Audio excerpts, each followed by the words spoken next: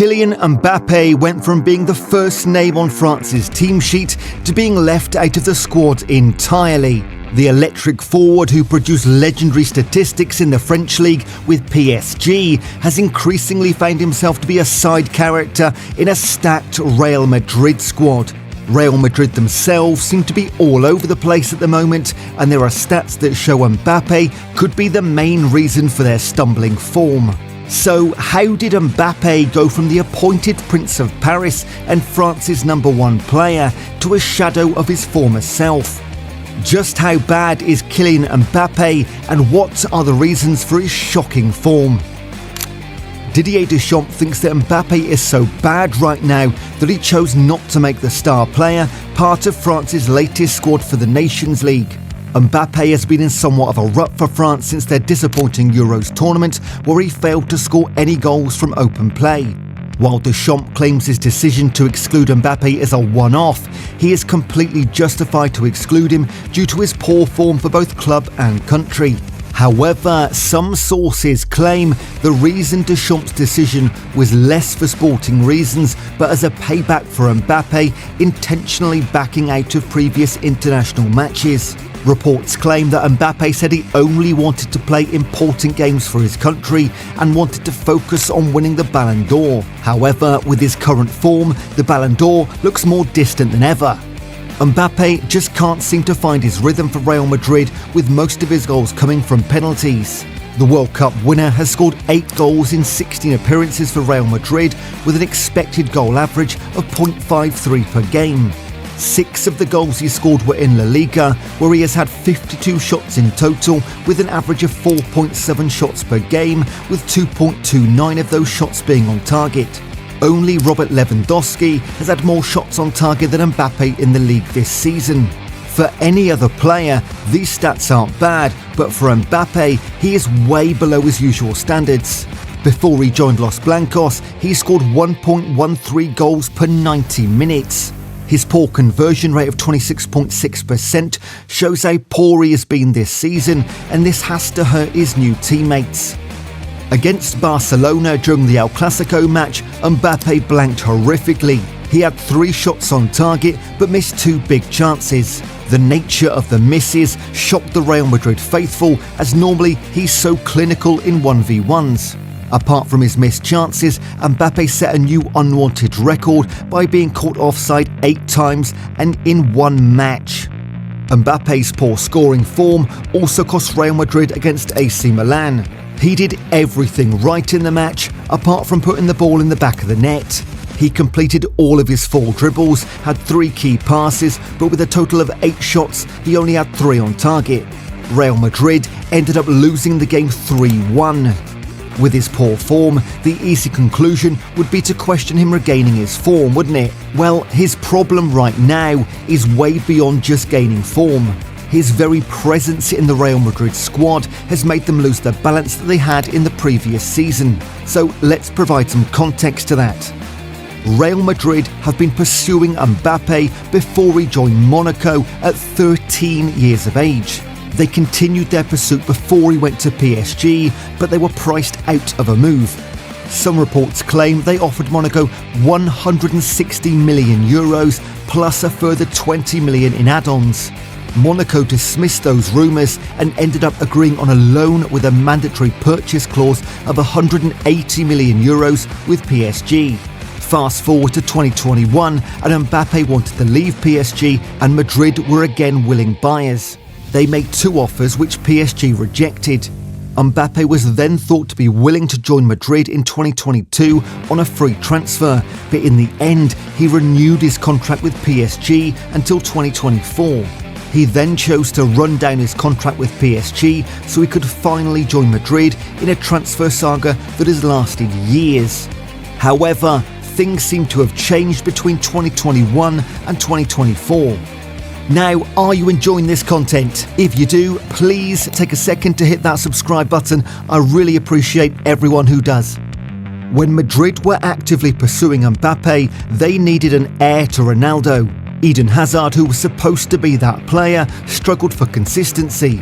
At the time, he was still evolving as a player and was nowhere near Mbappe in terms of talent, output and stardom. Vinicius wasn't on the level that Real Madrid would want to build a squad around, but they regarded him as an important member of their team. Eventually, when Mbappe joined, Vinicius had become the team's star player, and he was key to what they did in attack. Jude Bellingham also joined Real Madrid in the 23-24 season, and he brought an all-round ability both on and off the ball. Real Madrid were a balanced team. Vinny had his position on the left locked down, and Bellingham kept on making crazy late runs into the box and attacking spaces that Vinny left behind. They all understood each other, and they were so good that they didn't even need to always rely on a striker. By the end of the 23-24 season, both Vinicius and Bellingham made a case for the Ballon d'Or. The areas Real Madrid seemed to need improvements after the season was in midfield, especially as they needed a profile like the retired Toni Kroos who could help set the tempo of the game and create from deep. So at the time he joined, Madrid didn't need Mbappe, especially since they had signed a young centre-forward in Endrick. With Vinicius making the left wing his own, the only place left for Mbappe was the centre-forward position, and this is a position he hates. Vinny and Mbappe have a similar style of attack. They begin from the left and cut inside to either shoot or make an assist. Vinny is absolutely horrible as a centre-forward, and his performances for Brazil, where he has had to play that role, is an indication of this.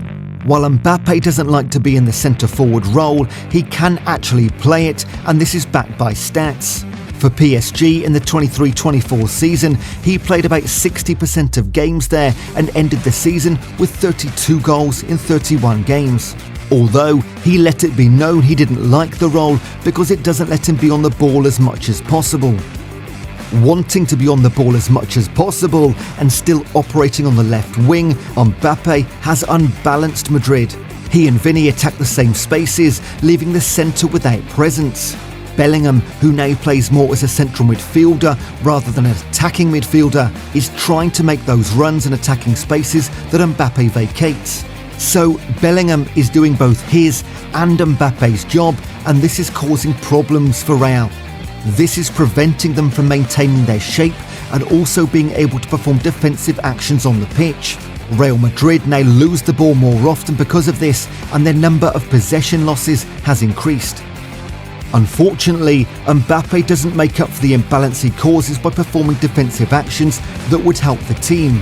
In La Liga, Mbappe ranks in the 21st percentile for ball recoveries. He's in the 17th percentile for interceptions, 7th for tackles and 2nd for clearances. Mbappe doesn't even press enough up front to compensate for the other areas of the pitch that he is lacking defensively. Excuses can be made that he is an important attacker, so he doesn't need to perform defensive actions. However, when compared to the likes of Lamine Yamal, that excuse looks flimsy.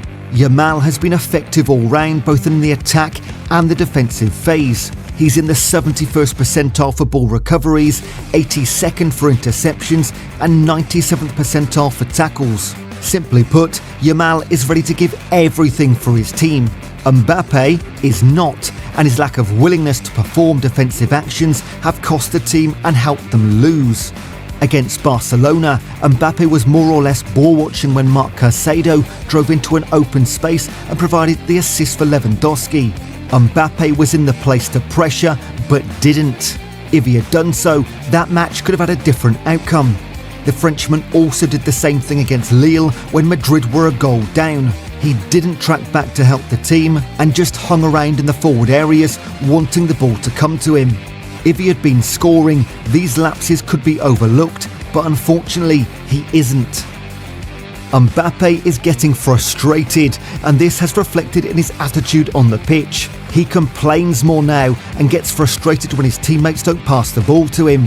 The thing is, Mbappe has to be better, and to do so, he has to be willing to do more for the team.